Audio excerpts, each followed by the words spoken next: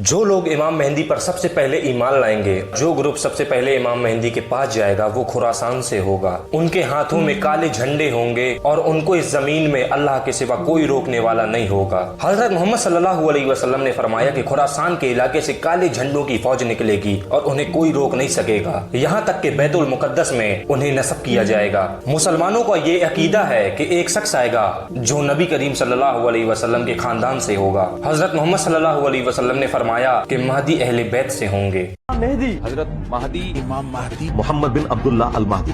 मेरे नजदीक 15वीं सदी हिजरी अब मुजद्दिद कामिल अल इमामुल महदी सिलसिला तजदीद खिलाफत की आखिरी कड़ी के ज़हूर का वक्त है।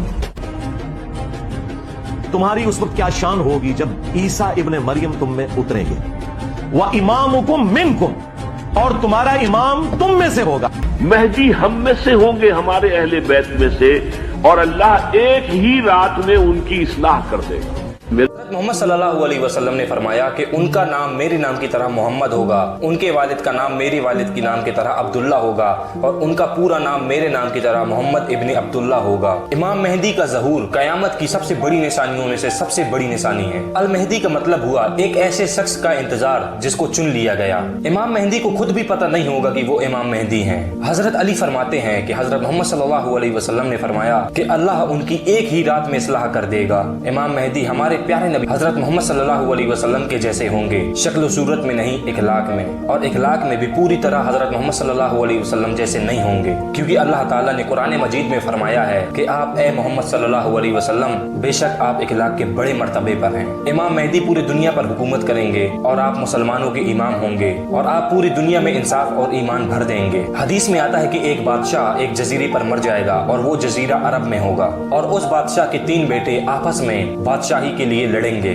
उस लड़ाई से बचने के लिए मदीने का एक शख्स जिसका नाम मोहम्मद इब्ने अब्दुल्ला होगा वो चुपचाप मदीने से मक्का चले जाएंगे, क्योंकि वो इस मसले में खुद को नहीं फंसाना चाहते और ना ही वो ये चाहते होंगे कि लोगों को उनके बारे में पता चले। लेकिन इसके बावजूद भी उनको मकाम इब्राहिमी और हजरा अस्वद के दरमियान पहचान लेंगे और उनके हाथ पर जबरदस्ती बैत करेंगे। जब ये बैत की खबर सारी दुनिया में फैल जाएगी तो शाम से एक लश्कर इमाम मेहदी को कत्ल करने के लिए निकलेगा और जब वो लश्कर वहीदा पहुंचेगा जो मक्का और मदीना के दरमियान एक जगह है तो वो लश्कर वहीं पर जमीन में धंस जाएगा और जब उस लश्कर के जमीन में धंसने की खबर पूरी दुनिया में फैलेगी तो शाम के अब्दाल और इराक के बहुत सारे लोग इमाम मेहदी के हाथ पर बैत लेने के लिए मक्का आ जाएंगे। फिर कुरैश के कबीले का एक बंदा जिसके चचा का ताल्लुक बनी कल्ब कबीले से होगा वो इमाम मेहदी पर हमला करने के लिए एक और लश्कर भेजेगा और अल्लाह की मर्जी से ये लश्कर भी वो जंग हार जाएगा। और नबी पाक अलैहिस्सलाम ने फरमाया था कि बदनसीब है वो शख्स जो इमाम मेहदी के साथ मिलकर ये जंग ना लड़े। हदीस के मुताबिक इमाम मेहदी को पहली दफा लोग मक्का में पहचानेंगे, लेकिन मक्का के लोगों को ये कैसे पता चलेगा कि कौन सा शख्स इमाम मेहदी है? तो उस वक्त इमाम मेहदी की पहचान लोग नबी करीम सल्लल्लाहु अलैहि वसल्लम की बताई गई निशानी में से करेंगे और हजरत मोहम्मद सल्लल्लाहु अलैहि वसल्लम ने इमाम मेहदी को पहचानने के लिए जो निशानियां बताई थी उनसे लोग इमाम मेहदी को पहचान लेंगे।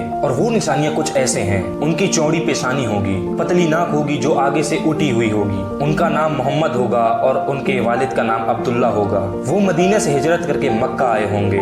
जो खुरासान के इलाके से काले झंडे वाला लश्कर निकलेगा वो इमाम मेहदी के लश्कर में जाकर शामिल हो जाएगा। और हदीस में आता है कि उस वक्त मुसलमान अरब पर हमला करेंगे और अल्लाह मुसलमानों को फतह नसीब करेगा और उसके बाद मुसलमान पर्शिया पर हमला करेंगे और अल्लाह मुसलमानों को फतह नसीब फरमाएगा। फिर मुसलमान रोम पर हमला करेंगे और अल्लाह उनको फतह नसीब फरमाएगा और फिर मुसलमान दज्जाल पर हमला करेंगे और अल्लाह हजरत ईसा अलैहिस्सलाम के जरिए तुम्हारी मदद फरमाएगा और तुम्हें फतह नसीब फरमाएगा।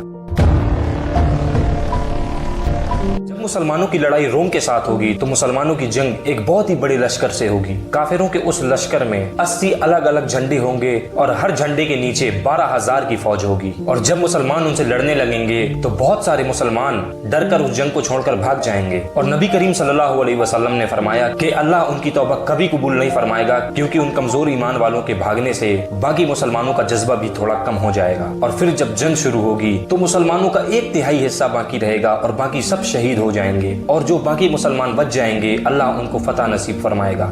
حدیث میں آتا ہے کہ ہر قبیلے کے 99 لوگوں میں سے صرف ایک بندہ بچے گا، یعنی کہ ہر 100 میں سے ایک بندہ بچے گا اور 99 شہید ہو جائیں گے۔ جب اس بڑی جنگ کے بعد مسلمان مال غنیمت اکٹھا کر رہے ہوں گے تب ان کو خبر ملے گی کہ اے مسلمانوں دجال آ چکا ہے۔ پہلی دفعہ امام مہدی 10 لوگوں کو بھیجیں گے کہ پتہ لگاؤ کہ کیا یہ خبر سچی ہے، اور نبی کریم صلی اللہ علیہ وسلم نے فرمایا کہ میں ان 10 لوگوں کے نام بھی جانتا ہوں اور ان کے والد کا نام بھی جانتا ہوں اور ان کے گھوڑوں کا رنگ بھی جانتا ہوں۔ وہ 10 لوگ سب سے بہترین گھوڑ سوار ہوں گے۔ وہ لوگ جا کر دیکھیں گے اور کہیں گے کہ آخر سب سے بڑا فتنہ آ ہی گیا، آخر دجال آ ہی گیا۔ اور دجال کا ظاہر ہونا قیامت کی بڑی نشانیوں میں سے ایک نشانی ہے۔